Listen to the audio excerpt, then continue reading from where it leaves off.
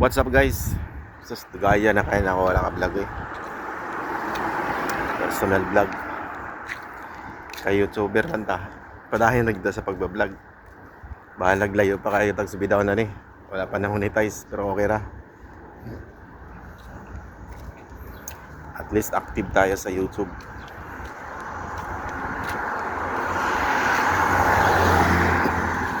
Guys, kinabuhing abroad. Sa ilay kayo. Location Qatar. Ang gabi iris tanan. Kung may adlaw po sa mga viewers karon nga tanaw ni. Dahil salamat. Oh, tama ay daghan kay mga forklift. Kini lugar mang good one, industrial area. Dari ko nagtrabaho sa industrial area ng Qatar. Kini nagpadulong mga Ghanaian African. Kauban ako sa trabaho. Oh. Dobo. Mr. Solomon, King Solomon, Mr. Lawrence. Grand Mall? Iba.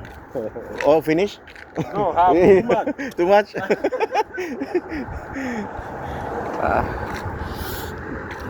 Yun mga kasamahan ko yun. Mga African. So, ang bansa nila ay Ghana. Guys, pasensya na kayo guys kung ang salita ko dito talaga sa vlog ko sa YouTube ay Bisaya tapos may halong Tagalog. Kasi Bisaya talaga ako. So, nakita niyo naman Bisayang Malaya yung ano ko. So, ito lang yung ganap natin. Ito nag-iikot-ikot ako. Ito malapit lang kami sa yung location ko, malapit lang sa bilihan ng mga ng mga pagkain at saka sa mall. So, nasa mga 10 minutes lang walking distance. So hindi naman gaanong pag naboboard ako dito lang magkakape ako, chachay. Ito na yung mga 'di ba?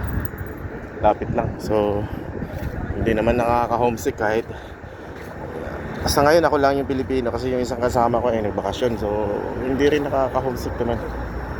So ganito lang yung mga ibang lahi. Marami dito yung mga Nepal, India, Bangladesh, tsaka Pakistan. Pero dito sa area namin more on Nepal na kasi mababa yung nila, yung offer baga. Tinatanggap nila yung mga offer dito sa ibang bansa. Hindi lang dito sa Qatar. Hindi sa mga Middle East, Saudi, Bahrain, Oman, mga ganun na bansa. So bigyan ko kayo ng mga tip, no? Kung magkano ba talaga ang offer dito sa ibang bansa sa mga hindi lang yung mga skilled workers let's say kahit mga skilled workers. So yung mga lalo na sa ibang mga lahi, yung mga Nepal, sa mga labor, yun mga 1,300 Qatari riyal lang yun guys. So mga ganun, malaki na yung 1,500 ganun sa mga labor lang yun Pero sa mga skilled na sa mga 2,000, 1,800 Qatari riyal. So, let's say yung 1,300 riyal. So, yung 1,300 riyal. So, kung i-compute natin yun, ang palitan dito sa peso ngayon ay kasi mataas naman ang peso ngayon. Let's say, ang peso natin ngayon ay 16.50. Pagpalagay na natin ganun. So, kung 1,000 riyal, i-times mo yan sa 16. So 16,000. So kung may 300 pa, so kulang-kulang 20,000 kung i-convert lang natin sa peso So ganun lang yung kababa yung ginagrab nila yung mga ibang lahi. Kaya marami ng mga Nepal dito na pumupunta talaga guys. So yung ibang mga Pilipino, alam niyo guys, yung mga Pilipino ay nasa bansang Europe na guys. Sa totoo lang, marami na nun napunta sa Europe, like Croatia and Poland, kasi nga ginagrab nila yun kasi minsan humihina na rin ng dito yung let's say yung mga projects, yung economy yung economy naman ay okay naman, kaya lang yung mga projects ay kumbaga natatapos na yung mga lalo na sa construction works, ganun yun. So nandun na yung iba sa Europe mula dito. Ang nila sa Europe ay siguro sumasahod sila doon ng 1,000 euro. So let's say 60. So nasa mga 60,000 or 50,000. Depende na yun sa ano nila. Kagandahan naman doon ay ano, may pahinga doon ng 2 araw, parang nasa Pinas. Unlike dito sa Middle East, like sa Qatar. So isa lang yung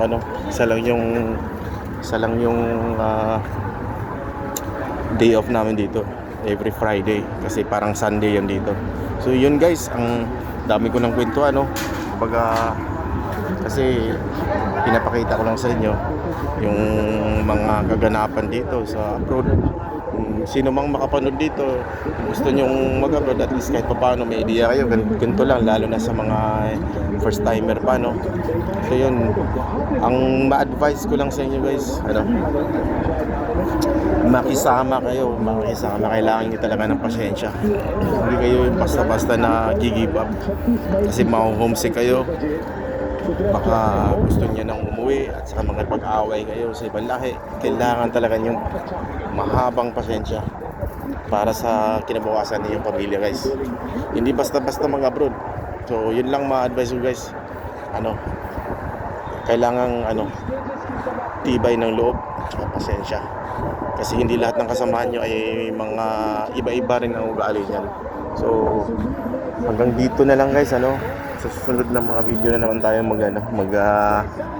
talking sa salita Tagalog na pala ako dito. So hanggang salamat sa panonood. See you next time guys. Bye bye.